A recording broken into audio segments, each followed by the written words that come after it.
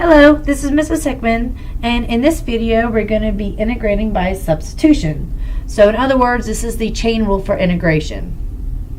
Okay, so I have an example. Find the derivative of f of x equals e to the cosine x. Well, I don't have a lot of room, so I'm going to get another sheet of paper so you can see. Okay, so let's look at this. Oops, I'm looking for a pen. D over dx, e to the u. So f of x equals e to the cosine of x. But if we can remember, d over the derivative of e to the u is u prime times e to the u. So to find the derivative, this is simple. U is cosine of x, so the derivative of cosine x is sine x, or negative sine x. Sine x e to the cosine x. I want you to also see this another way. So u was cosine x.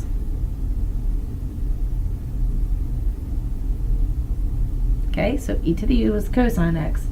But instead of saying u prime, which was the sine of x, we're going to say u prime is equal to du, which equal the negative sine of x.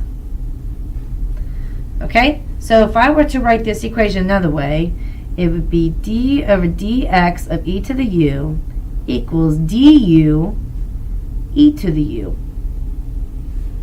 Okay? Instead of u prime e to the u. Now there's going to be a reason for this later on.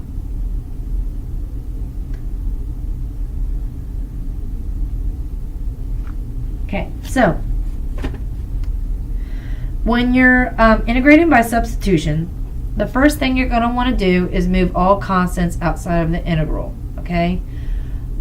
So before I move on, most constants you are going to move out of the integral. However, when you see later that you're going to be looking for the derivative inside, some constants you're going to want to stay. Like if you had,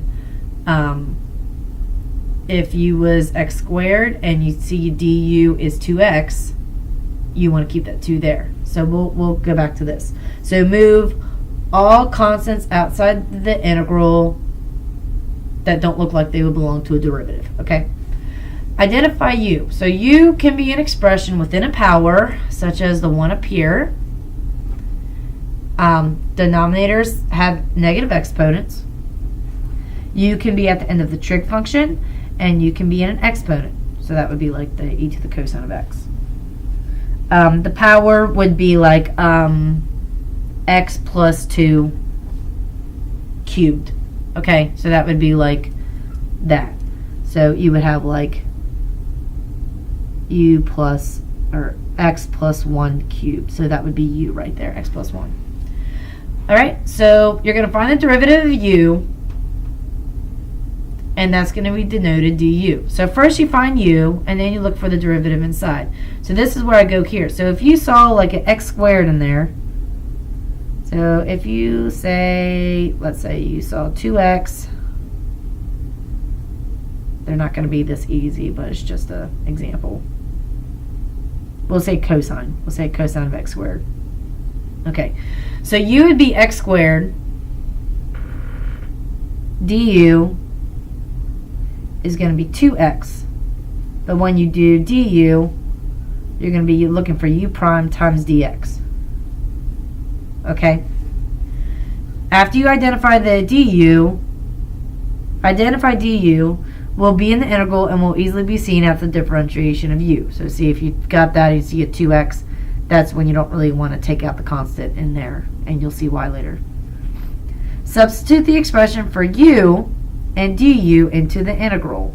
So this example would be, if you move the 2x back here, so you got 2x dx, that's going to become cosine of u du. So when you integrate, it's going to look like that, which is going to make it look a lot better. Okay? Now, if du has a coefficient other than 1, or other than one that like fits this right, you're going to put a reciprocal of the coefficient in front of the integral. A coefficient will change the original integral from here, so you're going to need to use it by the identity property. Okay, so let's say in this example I had x cosine of x squared dx. So u is x squared, du is going to be 2x dx. Okay, great, I'm almost there. So I got x here, that's easy, so I'm going to put a 2 here, but if I put a 2 here, I have to put a 1/2 on the outside. Because if I just leave that 2, that changes the whole integral. So remember, constants can come out, so this, you got 2 over 2 equals 1. So it's an identity property that can go back and forward. Math likes to do that. So after that, you're going to integrate. Don't forget the constant of integration. If it's indefinite, we'll get to definite integrals in another video. Undo the substitution by putting the original expression into the antiderivative. So you're going to be putting back u in. And there you go. So there's the steps. Let's do some examples. Okay, so first things first, we got to identify u. So you can be in a power, which is what we have here. Okay, so according to our things, you can be an expression within a power. We don't see any of those. You could be at the end of the trig function. There is a trig function, but it's just x. And that won't help us anyway, as you can see. You can be an exponent. Ta-da! That's what we got. So u is cosine of x, and du is going to be negative sine of x. It's probably going to help you to put derivative and anti-derivative rules for the sine functions, because they're going to get really, you're going to be flip-flopping a lot.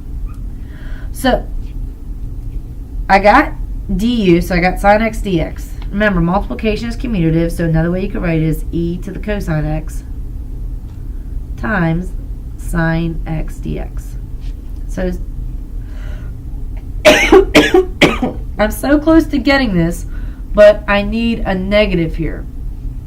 So I'm going to put a negative right here, but if I put a negative on here, I need to put a negative on the outside, because I need to be able to go back and forth. This is positive.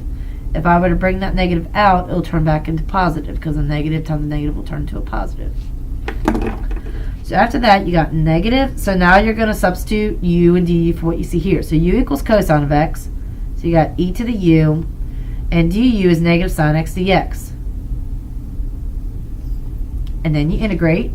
So the antiderivative of e to the u is e to the u. Don't forget your constant of integration. Now you're going to put u back into the equation. You got negative e to the cosine of x plus c. And you're done. Let's do another one. Okay, so I don't have any constants here. So I'm looking for u. That's something within a power at the end of a trig function, or it's an exponent. So right here is going to be the obvious choice. What is inside the square root symbol? Okay, so we got u equals 5 plus 2x cubed.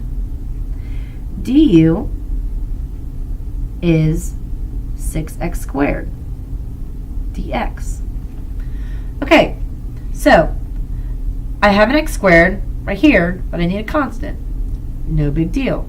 So notice how this is 1 times this. So to be able to put a constant in here, I have to put a 6 here and a 1 over 6 there. Because if I take this, it'll be a 1. So making this look more clearly, you have 1 over 6 5 plus 2x cubed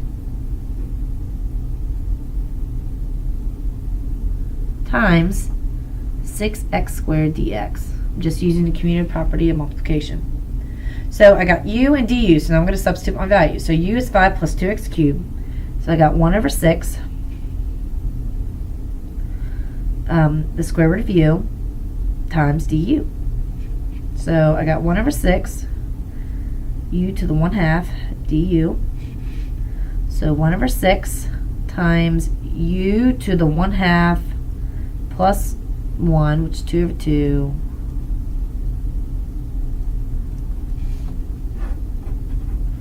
So you got 1 over 6 times u to the 3/2 over 3/2 plus c. Now here are two things you could do it. It's complex fractions, so you can multiply everything by 2. So multiply by 2 here and 2 there, or you can kind of flip it over. So you got 1 over 6 times 2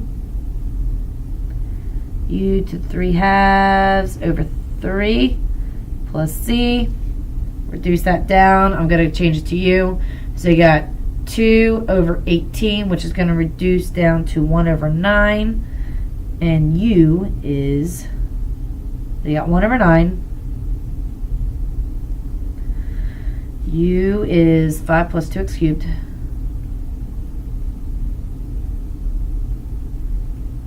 Okay. Alrighty. Alright, here. So u is definitely right there. I'm going to make that a little bit better.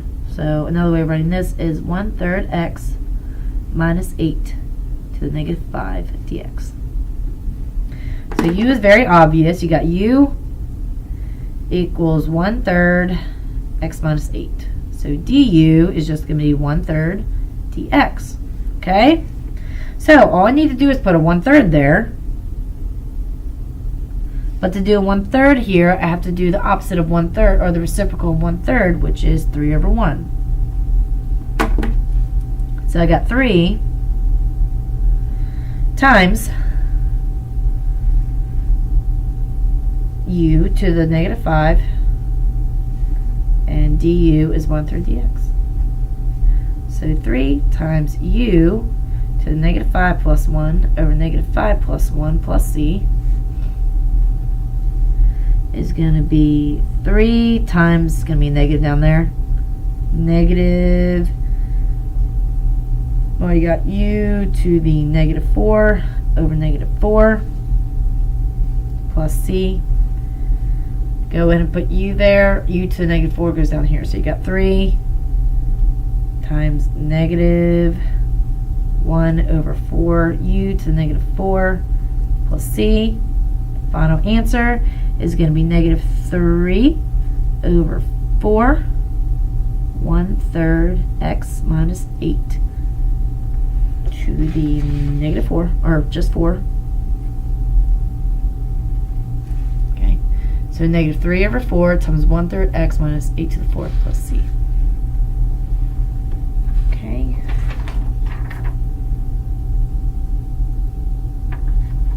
Okay, and I'm just going to keep on moving on. So this is just for more help. Alright, this one. Okay, so you got 1 over x and ln of x. Okay, so 1 over x and ln of x. So let's kind of break these up a little bit. So you got 1 over x times 1 over ln of x times dx. Okay, so you wanted to find the derivative. Well, the derivative of 1 over x is x to the negative 2. The derivative of ln of x is 1 over x. So this is actually within power. So you have 1 over x times ln of x to the negative 1 dx. U is ln of x. Du is u prime over u. So u prime is 1 over u. 1 over x dx. And we got it. So here's our du right here.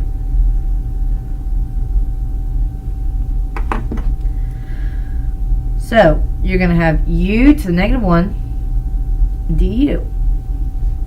So you get u to the negative 1 hold on. something go wrong. 1 over u.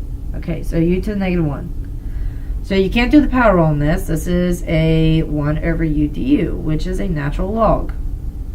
I know it seems like you're going backwards, but you're not. So that's going to be ln of u plus c. U is ln of x, so you got ln of absolute value signs, ln of x plus c is your final answer.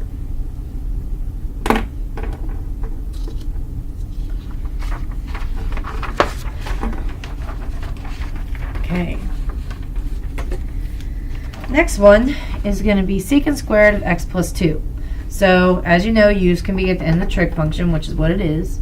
So you have u equals x plus 2 du is 1 times dx. Well, you got that. You got 1 right here, and then you could do 1 over 1. So so that's going to be secant squared of u du. The antiderivative of secant squared is tangent of u plus c, and u is x plus 2.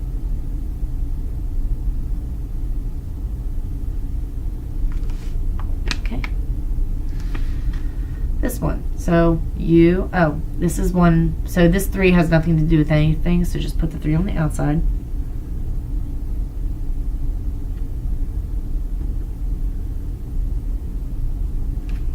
Okay.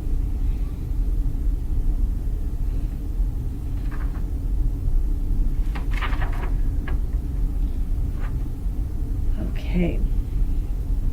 So this might come out. You want to automatically make u equals sine x. Okay, well that's fine. But du of sine x is cosine x. There's no cosine x anywhere. So let's do a little bit more with this. So you're going to have 3. How about we make that 1 over sine x squared. More better, this is 3 times 1 over sine squared x dx. Even better, 3 times cosecant squared x dx.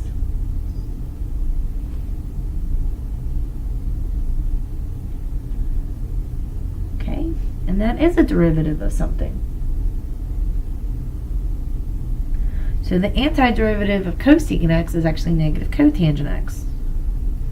So you got 3 times negative cotangent x, which is 3, negative 3 cotangent of x plus c. Okay, next one. So this one's a doozy. All right. So we have powers, and then we have things at the end of trig functions. Let's look at something else. Let's look to see if you can find a derivative. Okay. Think to yourself, what is the derivative of tangent squared? Or just tangent. What is the derivative of tangent? What is the derivative of secant? The derivative of tangent is secant squared. The derivative of secant squared is actually a chain rule, but if you can remember up front, the derivative of secant x is secant x tangent x. But we don't have that here. More specifically, this one is going to be the one that's going to integrate, because we know the opposite of secant squared is tangent. So I'm going to say this is u right here. So u is actually tangent of x over 2. Why didn't I put the 7? Because it's in a power. So just remember, tangent 7x over 2 is also the same thing as tangent of x over 2 to the 7th. And that is your thing within a power. So So u is tangent of x over 2 du. Now you got to do a chain rule here. U prime of this is going to be 1/2 secant squared of x over 2 dx. Okay, so I got the sec squared of x over 2. I need the 1/2. That's easy, because all I got to do is put a 1/2 right here. So I have tangent of x over 2 to the 7th times secant squared of x over 2 dx. I need a 1/2 in front, so I'm going to put a 1/2 here. Multiply 1/2. But to do the 1/2 here, I have to put the reciprocal 1/2 out here. So that's 2. Now after I've done that, I can put my u's and du's in so this doesn't look so scary. So you got 2. So u equals tangent of x over 2, so you got u to the 7th. And this whole thing is du. So you're going to have 2 times u to the 7 plus 1, which is 8, over 7 plus 1, which is 8, plus c. So you're going to have 1 over 4, and u is tangent x over 2. So you're going to have tangent of x over 2 to the 8th over 4, or plus c, or you could say tangent 8x over 2 over 4 plus c. Both of those are equivalent answers. You could also put the 1/4 out in front. Both of these are the same thing. Okay. Alright, last one, and then we will finish this. Okay? So u is e to the x, but there's no other e to the x. So let's make this e to the x to the 1/2 dx. This could also equal e to the x over 2. You're multiplying exponents. Okay. So now you have a u. It's a power. So u equals x over 2. du is 1/2 dx. So I put a 1/2 here, and to offset that so it doesn't change this whole thing, I'm going to put 2 out front. So I got 2 times the integral of e to the u du. So I got 2 times e to the u plus c, which is going to be 2 e to the x over 2 plus c. And that is going to finish this video. Hope you enjoyed.